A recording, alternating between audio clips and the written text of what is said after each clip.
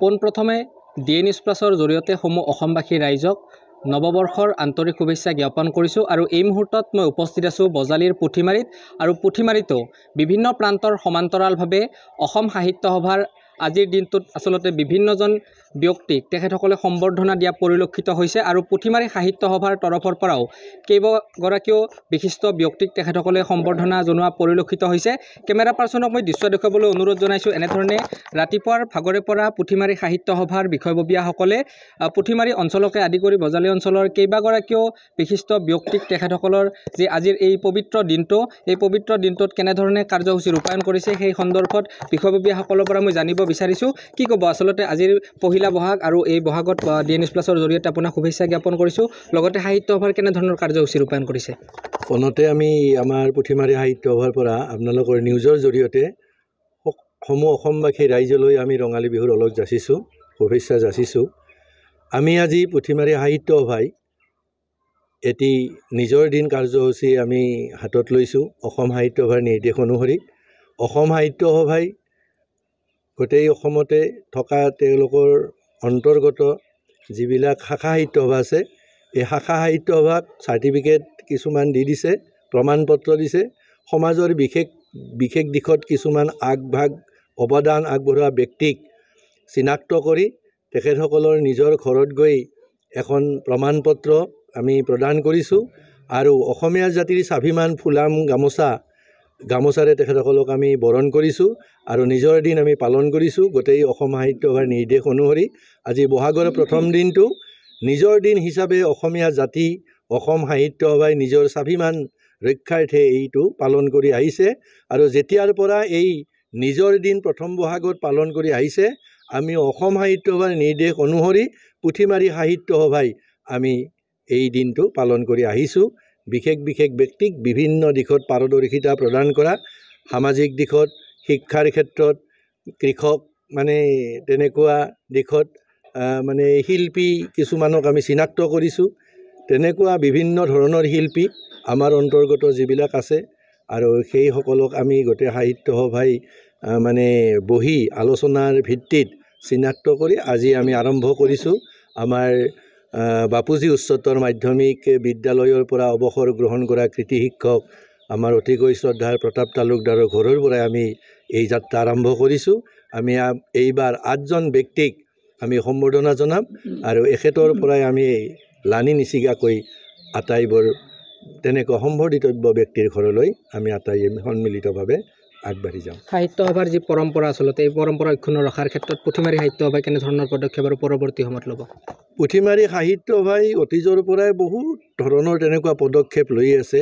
গ্ৰন্থ ছপোৱা প্ৰকাশ কৰা আদিকে কৰি বিভিন্নজনৰ স্মৃতিচাৰণ সভা মানে তেনেকুৱা বক্তৃতা অনুষ্ঠান, স্মাৰক বক্তৃতা অনুষ্ঠান আমি পাতি আহিছোঁ আৰু ল'ৰা ছোৱালীৰ মানসিক আৰু বৌদ্ধিক বিকাশৰ প্ৰতি লক্ষ্য ৰাখি বিভিন্ন উৎসৱ অনুষ্ঠানবিলাক পাতি আমি সাহিত্য প্ৰতিযোগিতা পাতিছোঁ আৰু আগন্তুক দিনতো আমাৰ কিছুমান পৰিকল্পনা আছে। এই পৰিকল্পনা মতে আমি সাহিত্য সভাই আগবাঢ়ি যাম। আমাৰ দীৰ্ঘম্যাদী পৰিকল্পনা আছে। আমাৰ মাজত বহু প্ৰতিভাসম্পন্ন সাহিত্যিক আছে, তেওঁলোকৰ এতিয়া স্বীকৃতি যদিও পোৱা নাই, চেষ্টাৰ কৰি আছে। আমাৰ ভূপেন খাটনিয়াৰ আছে, তেখেতৰ কেইবাখনো তেনেকুৱা গ্ৰন্থ লিখিছে। আমাৰ মাজত বহু আমাৰ অখিল কাকতিকে আদি কৰি নবীন দত্তকে আদি কৰি প্ৰহ্লাদ চৌধুৰী, আমাৰ এটা সময়ৰ এই পুথিমাৰী সাহিত্য সভাৰ সম্পাদক, এতিয়া আমাৰ আনন্দৰাম বৰুৱা একাডেমীৰ ৰেক্টৰ ৰঞ্জিত ডেকাৰ তেনেকুৱা বহুত ধৰণৰ অৱদান আছে। এই সকলোবোৰ আমাৰ এই সাহিত্য সভাৰ পৰাই অসম সাহিত্য সভাৰ প্ৰধান সম্পাদকৰ পদ অলংকৃত কৰা প্ৰয়াত শৈলেন দাস ডাঙৰীয়া আছে। গতিকে আমাৰ পুথিমাৰী সাহিত্য সভাই আমি বহুত আমাৰ ইতিহাস আছে আৰু আমি ইয়াত বহুত ধৰণৰ তেনেকুৱা কাম কৰিছোঁ আৰু আগন্তুক দিনতো আমি কৰি যাম বুলি প্ৰতিশ্ৰুতিবদ্ধ। অৱসৰপ্ৰাপ্ত শিক্ষকগৰাকী আছে, তেখেতৰ পৰা জানিব বিচাৰিছোঁ পুথিমাৰী সাহিত্য সভাৰ পৰা আজি আপোনাক সম্বৰ্ধনা জ্ঞাপন কৰা হ'ল। আচলতে কি ক'ব আজিৰ এই পবিত্ৰ দিনটোত? আজিৰ এই পবিত্ৰ দিনটোত মই নিউজ চেনেল আৰু পুথিমাৰী সাহিত্য সভাৰ সমূহ কাৰ্যকৰ্তাকে মই ৰঙালী বিহুৰ আন্তৰিক শুভেচ্ছা জনাইছোঁ। এই প্ৰচেষ্টা আচলতে অতি সুন্দৰ। এই প্ৰচেষ্টাৰে এটা জাতিৰ ভৱিষ্যত মানে নিৰূপণ কৰা হয় যিটো জাতিয়ে সাহিত্য সভাক লৈ ওতঃপ্ৰোতভাৱে যিটো জাতি জড়িত হৈ আছে। অসম সাহিত্য সভা এটা সময়ত ইমান সুন্দৰ আছিল যাক বৰ্ণনা কৰিব নোৱাৰি, কিন্তু কিছু ক্ষেত্ৰত এতিয়া কিছু গতি লেহেম হৈছে। তথাপিও লেহেম হ'লেও সাহিত্য সভাৰ যিবোৰ নতুন নতুন প্ৰচেষ্টা সাহিত্য সভাই হাতত লৈছে, এইবোৰে আকৌ পুৰণি যিবিলাক আমাৰ সুনাম আছিল সেই আটাইবোৰ ঘূৰাই আনিব বুলি মোৰ দৃঢ় বিশ্বাস। আৰু এই ক্ষেত্ৰত পুথিমাৰী সাহিত্য সভাইও কম কৰা নাই।